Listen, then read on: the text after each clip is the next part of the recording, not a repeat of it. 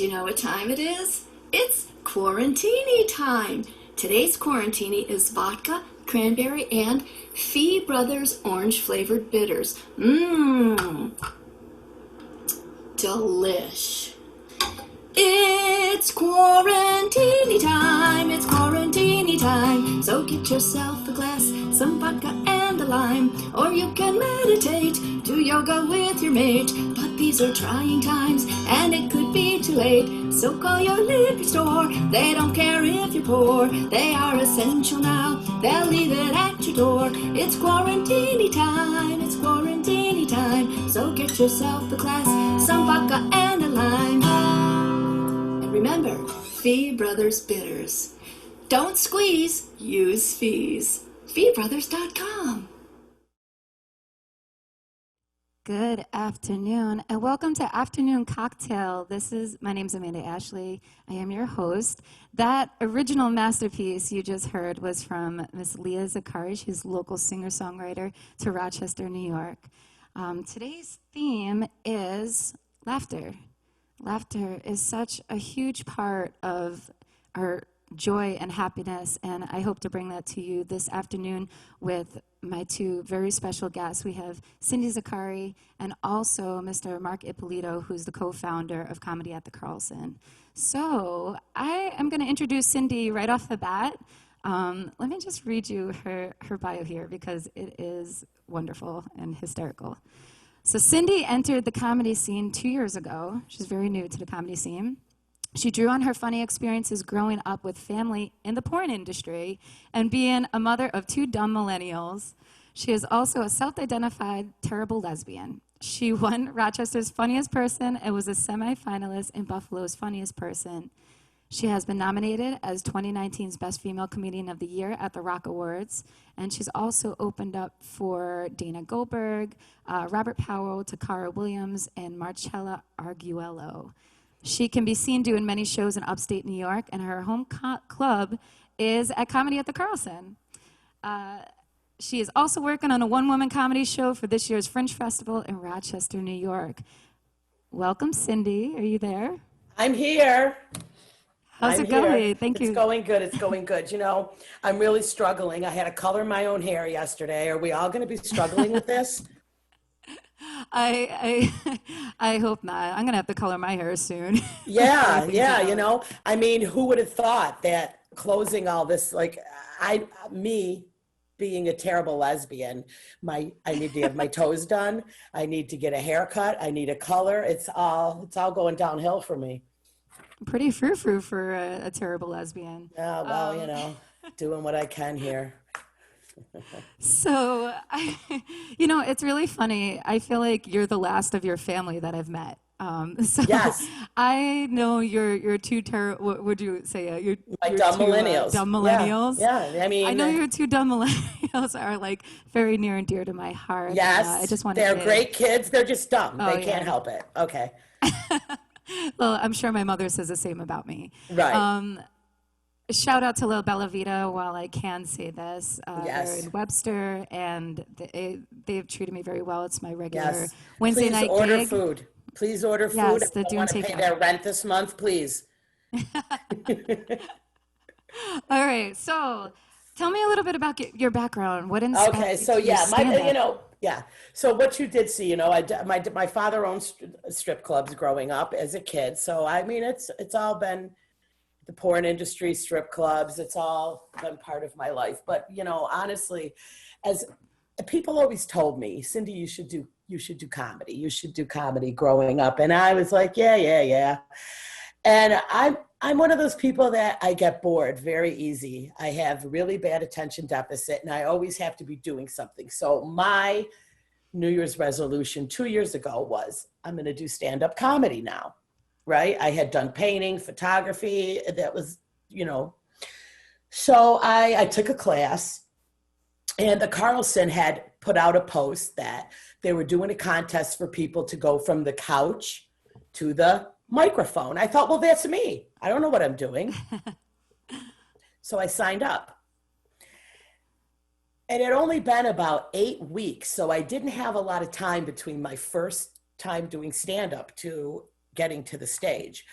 And then I started to see other comics that had been doing it for a very long time or in the contest. And I thought, oh no, I'm going to look like a complete fool.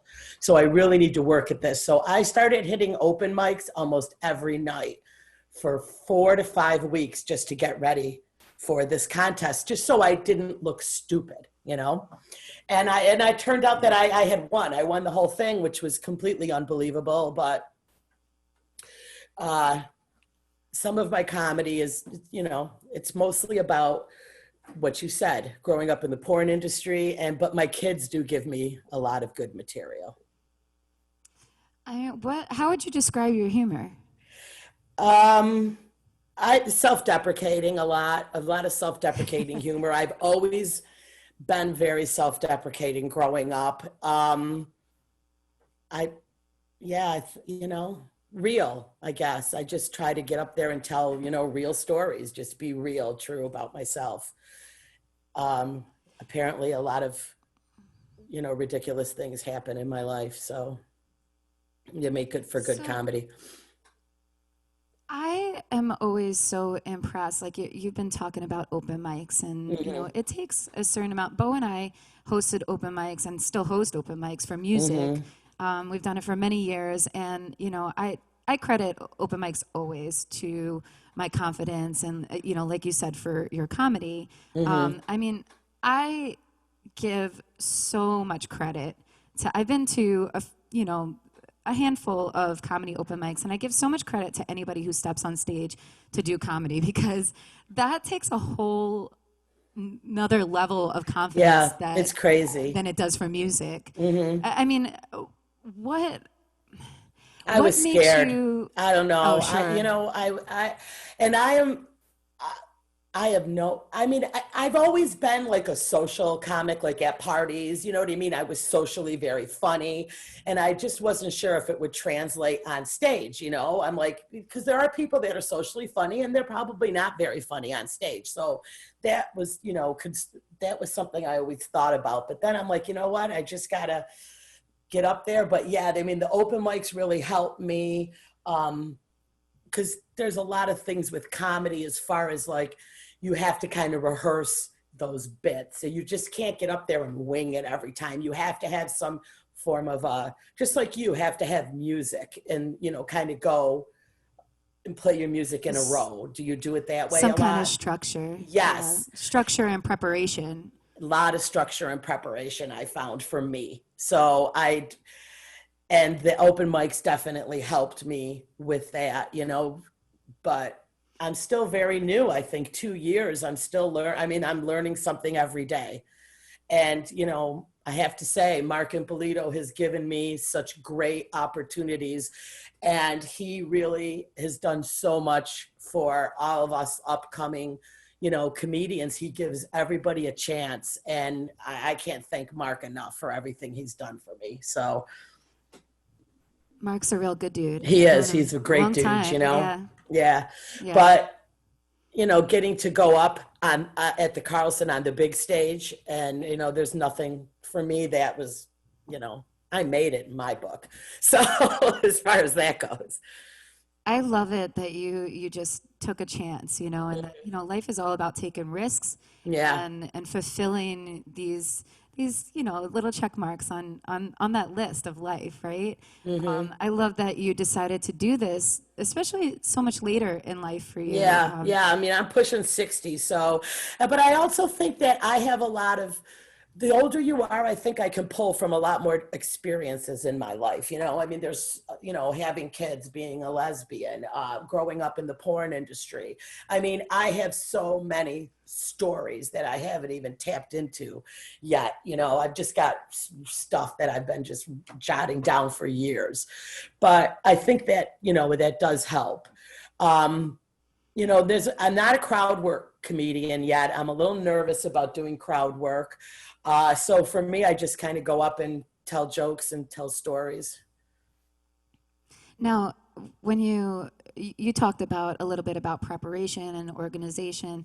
I mean, where do you do most of that? Is like I find most of my thinking for these questions, these very Yeah. questions, and writing in general. I do a lot of that in a shower. Actually, I find like something Me too. about that. Why? Why Yeah, is it the I don't know. shower? Is it because it's mindless? I I was leave so the shower and I don't take know. notes on my sink after. I think for me, it's like the only like personal space, like time where my kid's like not always busting in on me, but I don't And I know. have said that to other people. I'm like, why is it when I'm in the shower that I'm like rehearsing and coming up with, more things? Yeah, for me, I take notes in my phone all day. I'm constantly taking notes. But because my ADHD is so bad, my memory and my age is this big. So for me to go up and I really have to, like, when I'm driving, I'm just going over them, going over the order of them. Um, yeah, I kind of wish I was started this when I was younger, when I still had some memory left. But now, for me, I really feel like I struggle so hard. Um, I don't know if it's, having my notes in front of me makes me feel better, even sometimes, even though I don't look at them, but I'm always in a panic mode, especially once I get on stage. Am I going to forget a joke? And sometimes I will, and my time will be off because I forget to stick things in. But I think that's just because my mind it's always going, Just yeah, always. it's okay. I mean, it Yeah. happens, right? I mean, Yeah. who makes you laugh the hardest? I mean, what never fails to make you laugh? I don't care how um, inappropriate it is. my kids. My Yeah. kids never fail to make me laugh. They call me 10 times a day, and it's always a different drama and story that I'm in shock that they can't figure it out. Like, the material is endless. I love those kids, but you have no idea. No idea. Let me give you a quick one. You want to hear a quick one that they called me Yes, just yesterday? please. All right, Please. my oldest calls me yesterday. She says, Ma, they drive past my mom's house every day. My mother lives right down the street from them, okay? We're all in the same neighborhood, all of us. And they passed the house, and she says, Ma, is grandma okay? I said, yeah, I talked to her. She's fine. There's a red circle in her window, and we Googled it, and it means she's elderly and needs help. Instead of stopping to ask grandma if she's okay, you just drove past, Googled it, and then called me? Did she go back? No, she called me and said, we're concerned. We Googled this. It means elderly need help during the pandemic. I'm like, they're serious. So I call my mother.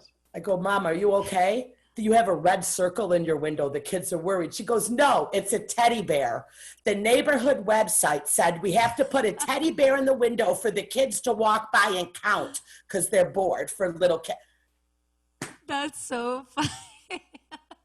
I thought it was a rainbow. I heard about rainbows. I don't know where they come up. There's a red circle. There's a rainbow. I can't keep track of people's windows. Like, this Yeah, is me out of either. control. So you're supposed to put a teddy bear in the window so when you walk your kids around, they can count the teddy bears and keep them busy.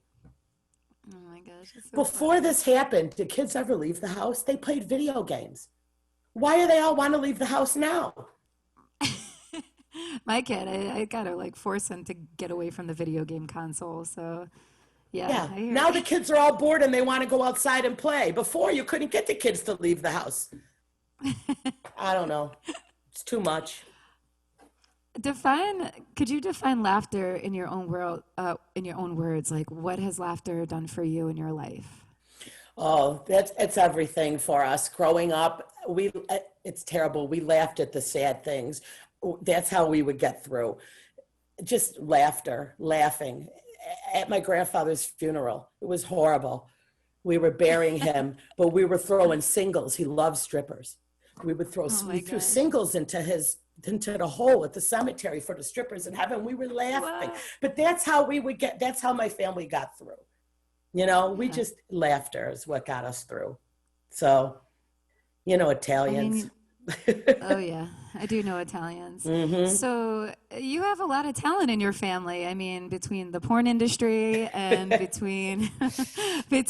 mean, Leah is actually Leah's your my cousin, cousin. which is Yep. hilarious. Yep. Leah's So one of my that cousins. was not a planned thing. So she had reached, like, she had sent me her video and was like, hey, how about a theme song for your show? Like, haha. And I watched it. I was like, oh my God, this is so great. I love her. She's great. Yeah, she's an actual, I mean, she's a serious singer-songwriter though. Right. In town. She has been for many years.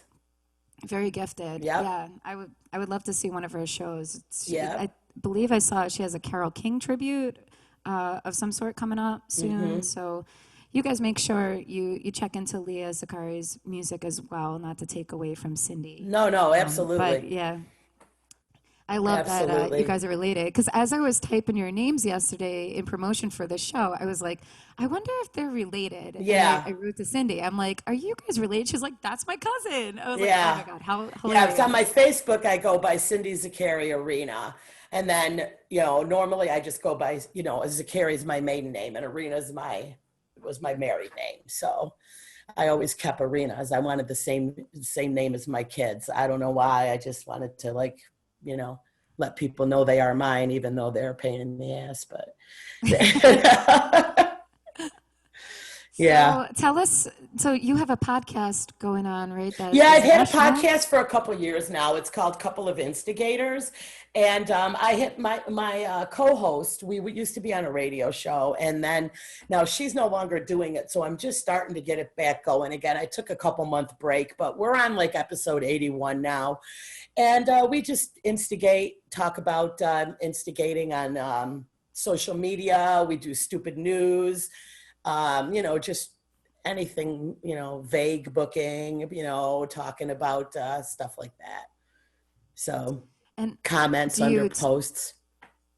Do you typically have how many people are comics? Do you typically? I just recently did an episode with a comic. I have a couple girls that I do stuff. One lives in Canada, and we do it right online, the show. But now I think I'm going to incorporate different people in, because like I say, it was just me and my co-host, and now it's just me. So every week I'll bring in somebody different. It doesn't have to necessarily be somebody who's a comic, but if you have an opinion, then you're fine. So, yeah. Love it. So, where could we find your podcast? How could we tune into you? Okay, my podcast is Couple of Instigators. I'm on iTunes, SoundCloud, all of those. And my Facebook is Cyndi Arena Comedy, I believe. Or you can just friend me if you want. It's Cyndi Zakari Arena. But yeah, so that's pretty much how you can find me. And I will post when I'm doing shows again, as soon as we get back up and running. How Mark, everybody gets back up and running.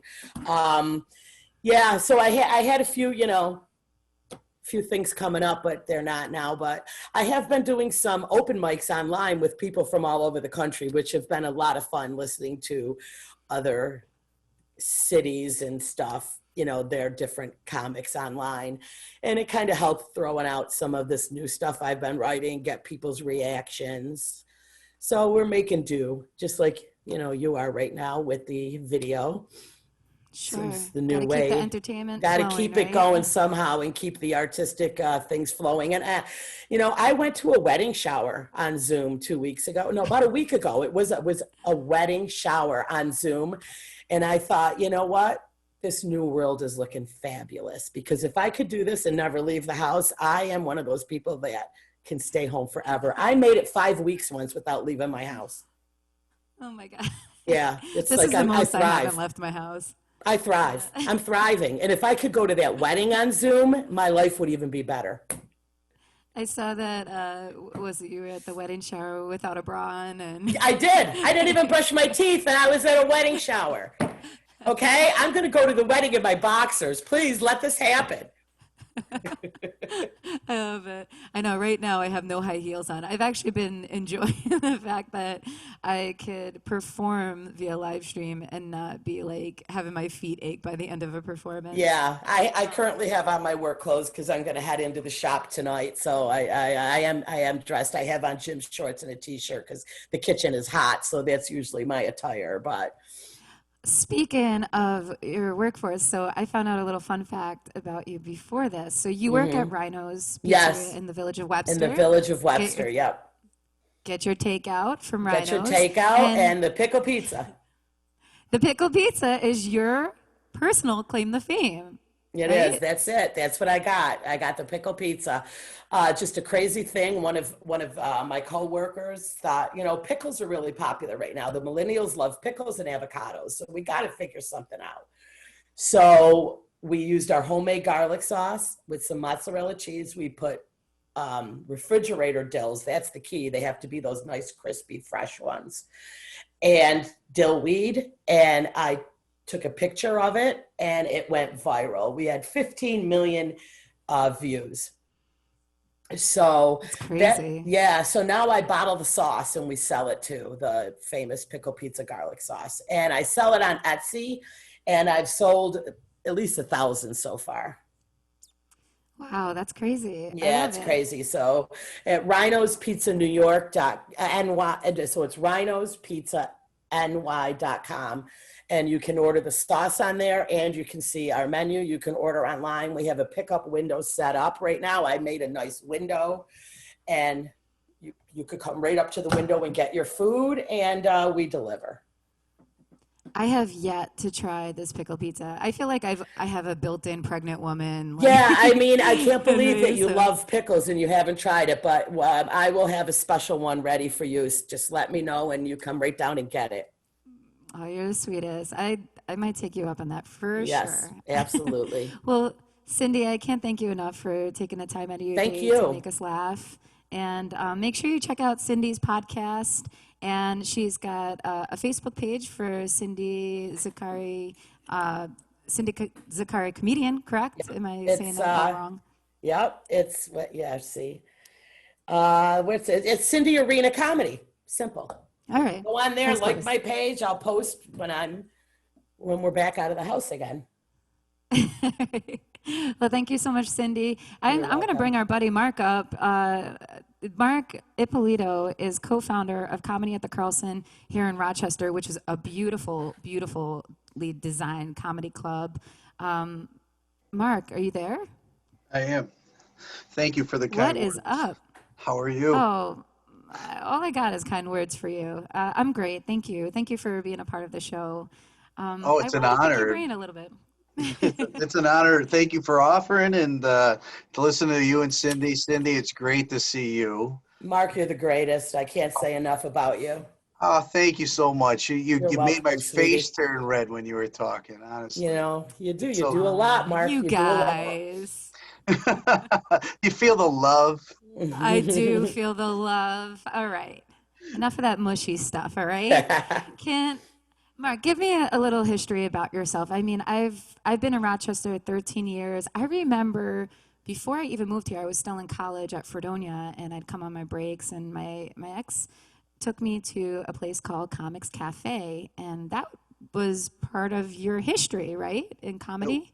Yeah, actually, that was the beginning. Yeah. Well, I mean, I always loved stand-up comedy, back in the day, watching Richard Pryor and, George Carlin and, Don Rickles especially. And I always loved it. I didn't really think that that was going to be my path, but there was just something that I'd always like to do and laugh and listen to the guys that would not say things that people not normally would say. And then, when I got into college, a friend of mine said, hey, there's this comedy club opening in Rochester called the Comics Cafe, and they're hiring. And I actually worked in the box office while I did my homework at Brockport. And then when I graduated, during that time, they had me doing various stuff, and they found out I had a martial arts background. So I was the bouncer, the door guy. Then when I ended up graduating, the owner at the time had me start running the place, and it got sold and then it dissolved. So myself, Mike Colicchio, Ronnie Davis, and Joey T from, you might know Joe T, used to produce the Brother We Show. We founded the Comedy Club in Webster, New York, and that had a great 9-year run. And then we took on some other partners, and then there was 4 of us, and there wasn't really, the direction was something that I didn't feel like I wanted to really go. And so myself and Suresh Goel now, founded the Comedy at the Carlson. So it's been a pretty good, so far, been a great run. I remember seeing you in the studio at Brother Wee's promoting the Naples Grape Festival the one year I performed. So you were on that show as well? No, actually, I remember the day you're talking about. I believe it was Rob Birch was up there promoting that, but I was just talking to him. But yeah, we were eating grape pie and grape Twizzlers, and I ate probably 3 packs of grape Twizzlers. They weren't actual Twizzlers, but it was grape licorice. It was delish.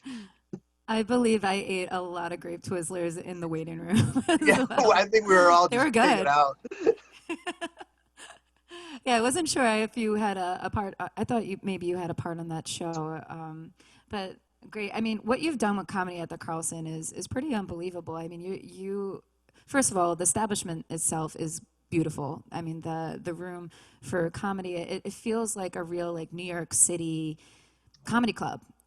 And aside from that, I love the fact when you Bo and I had performed there in the past, and I loved your history, the history that you brought into Comedy of the Carlson with was it the Carlson mic? It's the original 58, right? Yeah, well, the original, actually the Shure Dynamic 55 microphone is actually this microphone.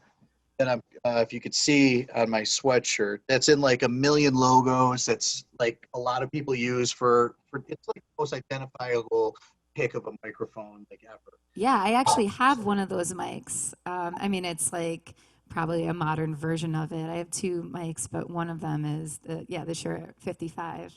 Yeah, the Shure. It's a great microphone. It's got that classic look. A lot of like old rockabilly bands still use those mics. Metallica actually uses them when they go on tour.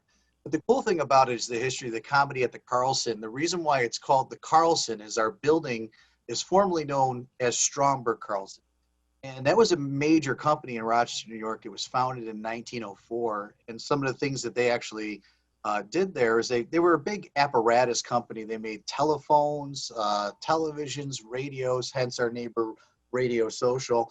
And they also made microphones. And in the 60s, they partnered with Shure, and they actually made the Shure Dynamic 55 microphone there. And it was actually on a lot of riders, like Frank Sinatra, John Rickles, who I mentioned before. They would not perform unless they used the dynamic microphone. It's so cool. I love that. I mean, how do you keep yourself laughing during times like these? I mean, you're a family man. You're at home with your daughters and your lovely wife. I mean, these are trying times. How do you keep the laughter going? Well, I mean, there's a lot of things. Like I do listen to a lot of podcasts, and you did mention my daughters before. I mean, that's, I spend a lot of time with them, and that's really, that's where I really find out laughter when we do family Just Dance. I don't know if you guys know what Just Dance is. If you don't, Google it. Yes, you can picture me and my 2 daughters and my wife doing like a foursome of dance techniques. That's one thing that we're doing right now. But yeah, you got to make the best of what we're dealt with, and that nobody wants to be where we're at. And I'm finding out that, like right now, you asking me to be on this show, I'm looking at your studio in your basement right now. It looks amazing. And one of the things that, we're kind of working on is finding stuff like this, local and national and maybe even worldwide content that's being put out there. And, you asked what makes me laugh. I'm still working. I'm still working hard. We actually have our studio live, and we're doing a lot of live concerts, and we're actually going to be doing a live contest pretty soon. Details will be announced today. Yeah, so to fight, you know what makes me laugh is listening to Cyndi for 15 minutes before I started rapping. She had me dying. And Cyndi, I miss you. I love you. And you know the stories you throwing dollar bills in your grandfather's grave. Come on, who wasn't laughing at that? So you're finding these diamonds in the rough right now, and you know that's what's making me laugh. You know? I mean, you and Cyndi have you have history together, right? I know Cyndi touched upon the contest that she did at Comedy at the Carlson. I mean, did you have anything more to elaborate on that? Or, I mean, what was your first initial thought when you saw her on stage? Look, it was like, who is this? Yeah, I never even heard of her. And usually, you know, it's like you know how the musician group in Rochester is a tight knit. Also, the comedian group in Rochester is also tight knit. Pretty much, you know every musician, and we know every comedian, or people that are doing comedy. And when she came on stage, I had no clue.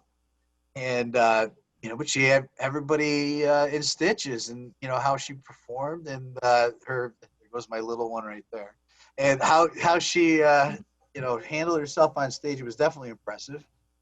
And I believe it was 3 rounds that she had to do before she actually won the contest. And every single round she produced, and she drew the stage. She had a great stage presence. Her material was on point, and she won the whole thing. And that really got her known, you know, like by the end of it, I was like, hey, Cyndi, I'm Mark. How are you? You know, how would you like to MC? And, you know, I think you read her credits. I was actually pretty impressed that she's been on that. You know, she's opened up for some pretty well-known people, and we got her on with I believe Jessica Carlson coming up in September, if that's going to continue to happen, and a few others. But Cyndi's definitely in our stable of regular hosts and features, and she's great. Yeah, again, Mark does so much for the local comedians. I mean, he really gives everybody a shot, and I am so grateful for you, Mark. And a lot of other clubs don't do that, but you are the man. You help everyone. You help everyone, and you know I can't as much as I can. Yeah, you do. And as much as I can. There's a catch-22 with that as well, because sometimes you have to be the bad guy as well, and you have to be honest with people. You know, I'm in the music world. I'm sure it happens too, where somebody's I believe they might think they are more advanced than where they actually are, or they believe that they're entitled to be performing someplace where they're just not at that point yet. And sometimes that's where the catch-22 is, where I have to be honest with people and say, you know, you're not really there. And I'll be quite honest with you. I've had conversations with people that have heard me say that to them, and then they have blossomed. They were like, you know what? They took it and they ran with it. They listened to what I said. You know, I never try to hurt anybody's feelings. You know, I always try to give advice when I have to criticize. And but unfortunately, you have to, because when you have a stage like that, and you have the level of performers that we have on that stage, you want to have the level of performer before them, you know, accent the show, because they're the ones setting the table for the meal. And, you know, so I always try to be, you know, yes, I'll give you the chance. And then if things didn't go just right, you know, I'll tell you what you did and this and that. And like I said, a lot of people will listen to what I say, and they'll take it, and then boom, they'll change right away. And then all of a sudden, boom, they're doing it, and they're on their way. And then some people are like, oh, Ippolito's an a-hole or whatever. And, you know, I get it. But that's where the catch-22 is. Yeah, but you push us to work harder, you know, and that's what it's all about. It's like seeing what you need to work on. And Todd Youngman and you have been fabulous, and, you know, and helping. And if you follow and you have it, you will do great, you know, and you've pushed me, Mark, to better myself in comedy. You really have. So, well, it shows. And that's why we continue to hire you, because you do very well. Yeah. I was just going to say that's what makes you a business professional, though. You know, it's not easy to take ownership or co-ownership of anything, or to management even, for that matter. When you are running a business, you want to bring in the people that are best for your business, and you want to see these people succeed. But, you know, sometimes you have to make hard decisions, and you have to, you know, put people in their place, and that's probably the hardest position to ever be in. So It is, I mean, especially when you're mixing things like art and money, sure. because you never want to tell somebody that their art is bad, and you never want to tell anybody that they, they don't have their expression is wrong. So what I try to do is just say, try to guide them to be more vague with it. Like, okay, so you were doing jokes about, something that didn't fly to a group of many different individuals that aren't any particular genre. How do you take that joke that you were trying to, that maybe one or two people got in the room, and make it so 100 different people got it? So the mechanic got it, the doctor got it, the garbage man got it, the dishwasher got it, three different walk of life human being in a vague manner. How do you reach that audience rather than just, I was in my room and I farted and then some guy laughed, the two of you laughed at something and you think all of a sudden you're a comedian. Farts are always funny. Yeah, farts are funny. Farts. But that's the tough part, and you're right. You have to. It's not really like, you can't really put a guideline to art, but if you're up there and you're not making people laugh, and you don't understand that you need to change what you're doing, then it might be time to not do it anymore. I don't know, but I am very gracious to have the talent we have in Rochester, New York. I mean, it is phenomenal. The musician end of it, like I said, this show right here, watching all the local stuff lately is great. We just had two girls that are comedy musicians perform our first digital platform, because that's what we're building right now, is our digital platform. And they were phenomenal. Was it Hannah? It was Saint-Hubert, but I know who you're talking about. Hannah with, what's the other, Hardwood? Yes. Yes. So I would love to have them do a digital concert also.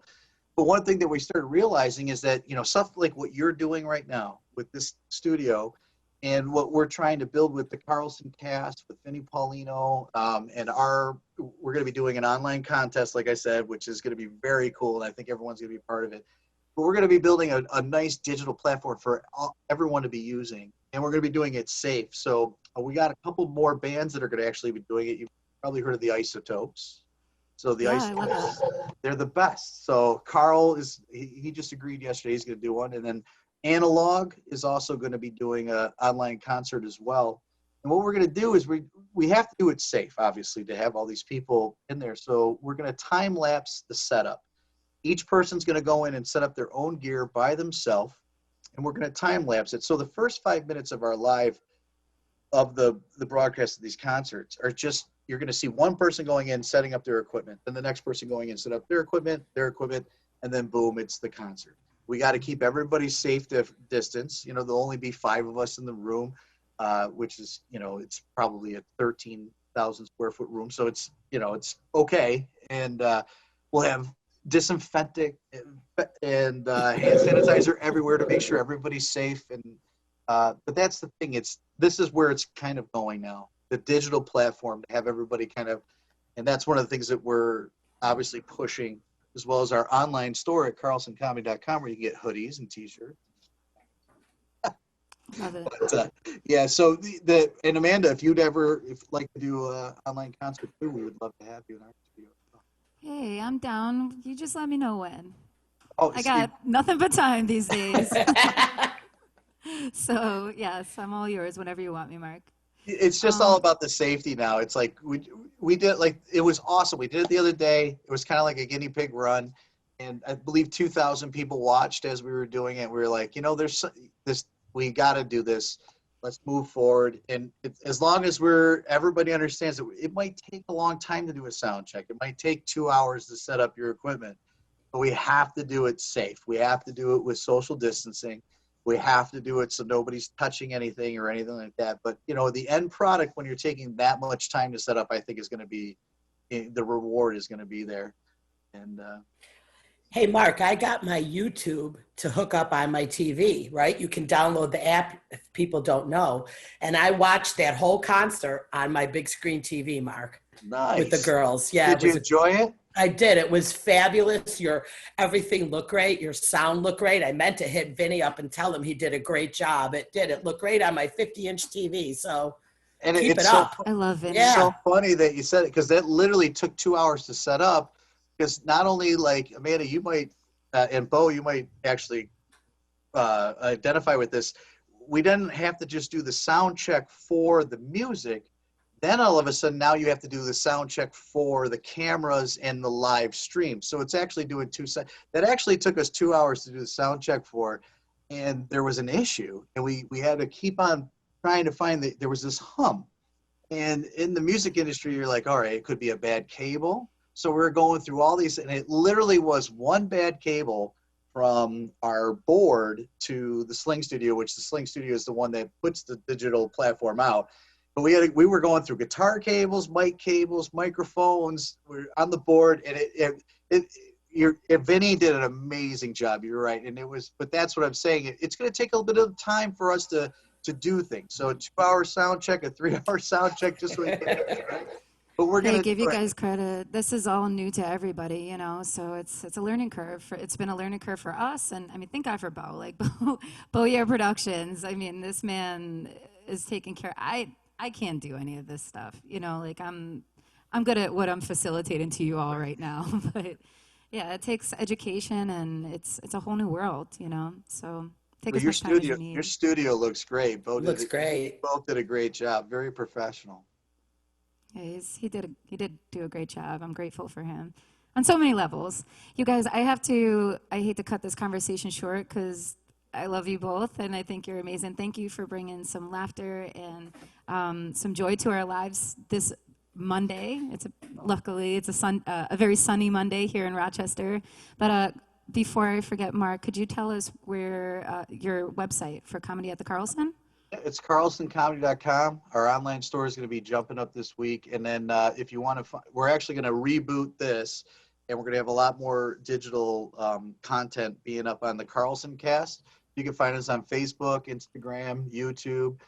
Just Google Carlson, and you'll find us. And thank you for everybody that's come. We look forward to opening again. We look forward to seeing you all. Thank you for everybody. And Cyndi and Amanda, it was great talking to you both. Oh, great to see you, Thank Mark. you so much, Cyndi. And thank you, Mark. And before we leave, I always like to leave our audience off with something a little bit insightful. Today's theme, obviously, was laughter. I just lost my notes. Computer. I want to leave you off with one of my favorite quotes. Always find a reason to laugh. It may not add years to your life, but it would add life to your years. Because when I think about it, all of the most important relationships I've fostered throughout the course of my life, laughter is the very thing that they have in common. Humor is what bonds us and what brings us close to each other and the ones we love. Those who are closest to my heart are the people I've laughed the hardest with. Those very people are the ones who accept my odd sense of humor, my quirky nonsense. It's those same people I feel most at home with. Humor and joy are a principal part of life. Laughter creates positive emotions, and it helps us find a frame of mind in which we can more easily cope with the struggles of life. Not only is laughter chicken soup for the soul, but it also has many physical and health benefits. Did you guys know that it's recommended that you laugh 15 minutes a day? Did you guys know that, Mark and Cyndi? No. I know, it's recommended by physicians that you laugh 15 minutes a day. And here's why. For all you health nuts, it actually burns 40 calories if you laugh those 15 minutes. It helps your abs get going and working. And if you take those 15 minutes and you amount it over a year, you could lose 3 to 4 pounds a year. I thought that was a little interesting. I got a new bit. God's works. There you go. I figured you could run with that. A good hearty laugh can also give you a bit of an ab workout, which I just said. Laughing also lowers your blood pressure. It triggers positive endorphins. It reduces stress hormones. It relaxes your body. And it boosts your immunity. So go ahead. Throw on your favorite Netflix comedy. Watch something silly on YouTube. check out your favorite memes, whatever makes you laugh. Or even better, go call your best friend and reminisce about those times that first bonded you together in the first place. I wish you all a beautiful Monday. Keep yourselves happy and those hearts pumping, because after all, a day without laughter is a day wasted. I hope you enjoyed today's program. Big thank you to Boya Productions and to all of today's guests. And please take a moment to subscribe to Afternoon Cocktail on YouTube. If you check us out, our YouTube channel is just getting up and running. Those subscribers, we need that right now. So pass on the word if you enjoy our show. And let me just tell you, this Wednesday is our next show at 1 o'clock right here. And I have such a great lineup of talent. I have Jenny Marie, Mama Medium, from TLC's Mama Medium, coming on. She's a psychic medium to, start off our show. And then also Roses and Revolutions, Rochester's own. They're a national group. They're really incredible. So make sure you tune in with us this Monday at 1 p.m. And I wish you all a great day. Thank you so much. Take care. Thank you, Amanda. Thank you.